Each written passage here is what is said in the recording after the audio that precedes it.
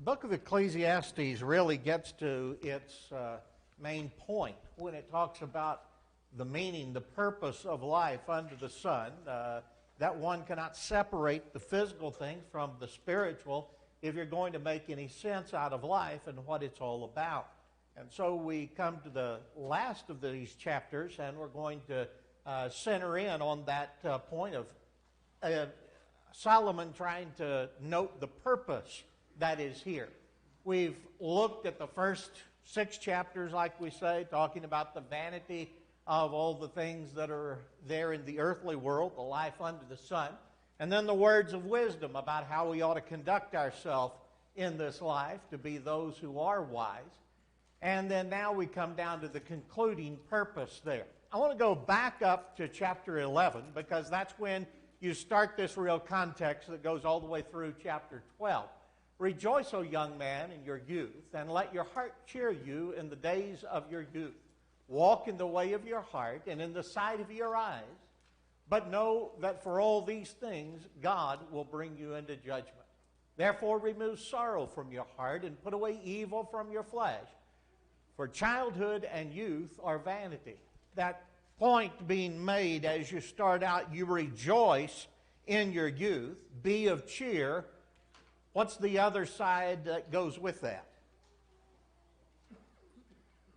Is that unregulated in the cheer that's to be there in your life? No, what is it? What is that balanced with it?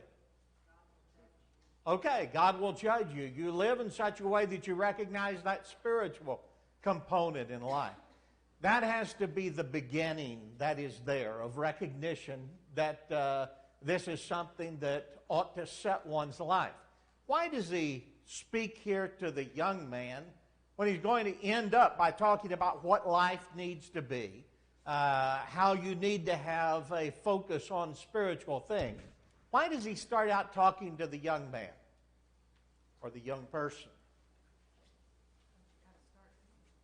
Okay, what? You've got to start early. Okay, why would that be? That's when you set your patterns for life. Okay. If you start out early and you set certain patterns that are there, is it very easy to change those once you've gotten that pattern set in your youth? No, it's not. If you get that pattern set, and it's a good pattern that is there in life, then there's a recognition that's something that's going to be not only easier for the right way to be lived, but it's also going to be something that will give you an advantage in being able to truly meet your purpose in life. It's true that you have some people that are very old when they obey the gospel and turn to the Lord. I'm not going to say at all that that kind of person is not going to be saved. They will. But can they ever be of as much use in the service of the Lord as one who started in their youth? The answer to that's pretty obviously no. You can reach a point of being of greater service, of doing more of what one ought to do, recognizing the purpose that's there in life if you start those patterns out very young. And start that by recognizing I can be one who's cheered, walking in the way of the heart, recognizing this is a good life, removing sorrow from the flesh. But I need to keep my focus on the fact that there is a God in heaven, and He's the one that I owe myself to. That it's in His service. That kind of a piety that's towards God is something that is much easier if it's set in an early life, but it's also much more in depth. When you recognize that one, when they continue on in that way of life, of purity, of holiness, of trying to be one that thinks about God and the purpose that they have, a piety that's there about them, that leads to a depth of spirituality that you're not going to find in somebody who comes along later in life and comes to that way of life. Yes, they can be right with God, but they can have a better life the earlier they start that out. And that's why he's talking about now you remember that if you try to take your childhood and your youth and say, oh, this is valuable, I'm going to take it and do whatever I want to, play around with it, and have all the fun I can have in life under the sun, and then I'll get serious when I get later in life. Number one, that's not the right way to do it. It's something that I'm displeasing God during the whole time of sowing those wild oats, so to speak. But it's also something where you take away the very idea of how you can grow in depth to serve the Lord and have that put into your life as a part of who you need to be, as one who truly puts God first in all that they do. Anybody got anything there? Go ahead, Kurt. There's also another part of that you need to consider too, and I try to talk to young people about that, is to keep your memory pure. There are things as you grow older that you will regret. The less regret, the better. That's right. Very good point. Anybody else there? Okay, now go ahead. Well, it just brought to my mind some years ago at Parkview in Pasadena. There was a lady who strayed away and wasn't faithful for years. Then she got sick. She repented from the heart. But she told me something. She said, Marie, all the years that I wasted, that I could have been serving the Lord and having this association with my sisters in Christ. Yeah. So yes, you can waste That's right. time here. That's right. Okay, in chapter 12, let's look at the first 5 verses. There's a poetic expression of aging here. And it's one that sometimes you've got different views of some of the different phrases that are there. And we'll talk about that. But overall, look at the way that it goes through the whole of the context. Remember now your Creator in the days of your youth, before the difficult days come and the years draw near when you say, I have no pleasure in them. While the sun and the light, the moon and the stars are not darkened, and the clouds do not return after the rain. In the day when the keepers of the house tremble and the strong men bow down, when the grinders cease because they are few, and those that look through the window grow dim, when the doors are shut in the streets and the sound of grinding is low, when one rises up at the sound of a bird and all the daughters of music are brought low. Also, they are afraid of height and of terrors in the way. When the almond tree blossoms, the grasshopper is a burden, and the desire fails. For man goes to his eternal home, and the mourner goes about the streets. All right, when you look at that statement that is made before the difficult days, remember the Creator before the difficult days. What's meant by those difficult days? All right, later in life, that which comes about with the age that's there. Why would those be difficult days? Anybody who's over 60 here, welcome to pipe in there. Go ahead. Aches and pains and soreness and just things you used to do when you were young, you can't do anymore. All right. Those kind of things are there, and how does that make you feel when you recognize there are all these limitations that didn't used to be there? I don't think I can live till 60. Hopefully I feel right now. Oh, Michael, you haven't seen anything, buddy. I want to encourage you. It gets a whole lot worse. But when you talk about the idea of that age that's there, not only is there the difficulties that come about with age on all of those kind of aches, pains, everything else. Mind functions differently. The various things that are there in your life, it becomes harder to get your will up to do things. No doubt about that. There are various things that are a part of our life, and you look at it, and I think what you see a lot of times is you've faced these difficulties before, and the older you get, the more tired you get of facing them when they hit again. You think, oh, no. and it's that having to pick yourself up and get through it again. Those kind of things make it difficult, and it tends to cause some to get at a place of being chagrined about life, of jaded in their thoughts that, oh, this is just not what I want, and kind of becoming callous about things. That isn't the way it ought to be. We ought to recognize that our life is given to us from God, and that as those difficult things that are there, we need to meet them with a sense not of what I want, but what's best in doing that which is the will of God and helping others and so forth. And as much as we have that kind of an outward look rather than an inward look, we're able to overcome some of these things that are a challenge there in older age. That's how you get around that and try to keep your focus on a doing of good, of a positive sense that's there. It's a strange thing, but I heard John Clark used to say many years ago that his phrase was, I think, happiness is best achieved when least sought. And I thought, well, now what does that mean? And the idea was, really, when you're not trying to have all the fun yourself and self-seeking, the desire for myself to be all happy and have everything going great my way, when I'm focused at trying to help others, then that conversely does what? Paul said that Jesus said it's more blessed to give than to receive. And so that sense of life, there is a contentedness that's there really taking place with me trying to help others rather than trying to help self. And that's one of the things that's here. The general tendency in life is for older people to become somewhat chagrined about it and say, I don't have no pleasure in them.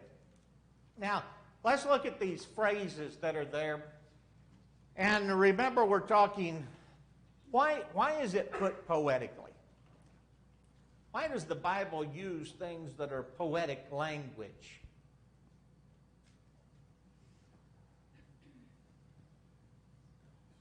I mean, not everything is poetic, but not everything's literal either. There are times when poetic is the less of the norm.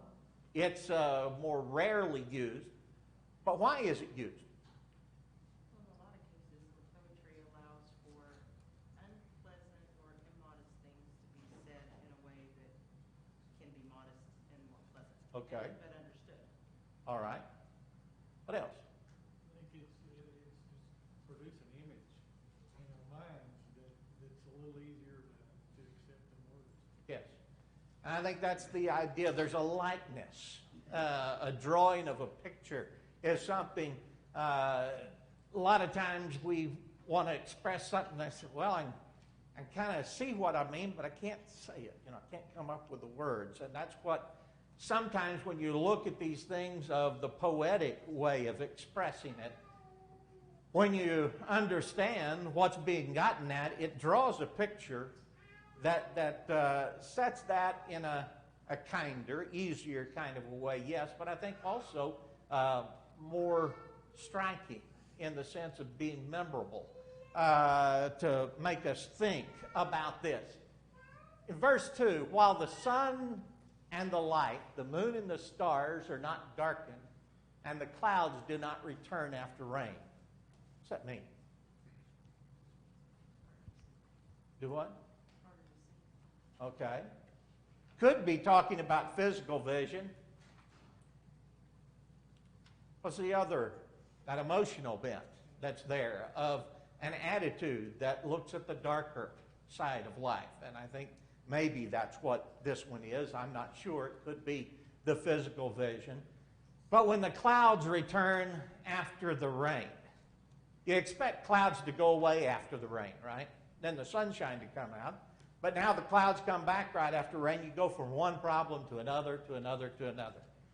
Do I hear an amen on that from any of the old ones? The idea of that taking place gets there within age. In verse 3, in the day when the keepers of the house tremble.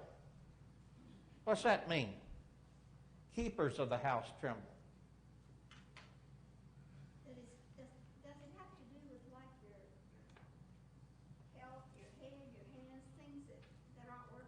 Okay.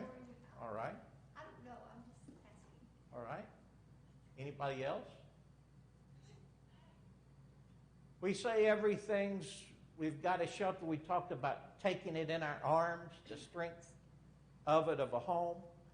I think the idea there is probably, and like I say, this could be several different ones, but the keepers of the home seem to me to be the strength, the arms that are there that would before secure something. Now they start to shake.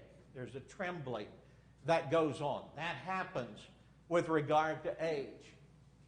Then he says, the strong men are bowed down. Strong men would not be one man, but looked at as two men, I think have to do with the legs that would be there, the strength that would be there within that they're no longer having that strength, and instead the body is bowed down, kind of a bent over, the sense that you get there of one in age, having that stooping kind of a posture that would go with the weakening. When the grinders cease because they are few. Anybody know that one? Teeth, all right. That you have those teeth that then are being lost as you get older. Some of you young people are looking real worried right now, but these are the things that happen, you see.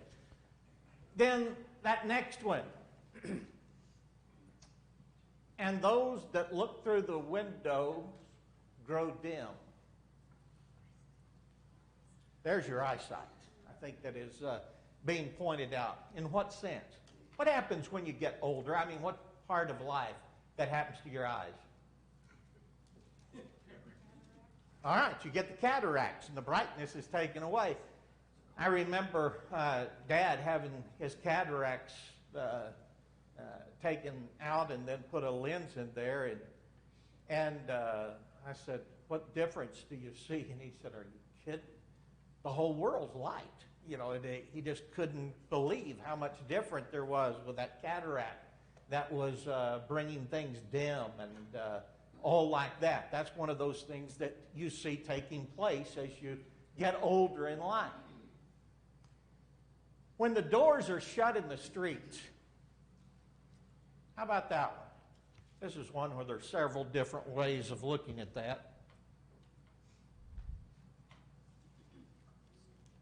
What do you think? Maybe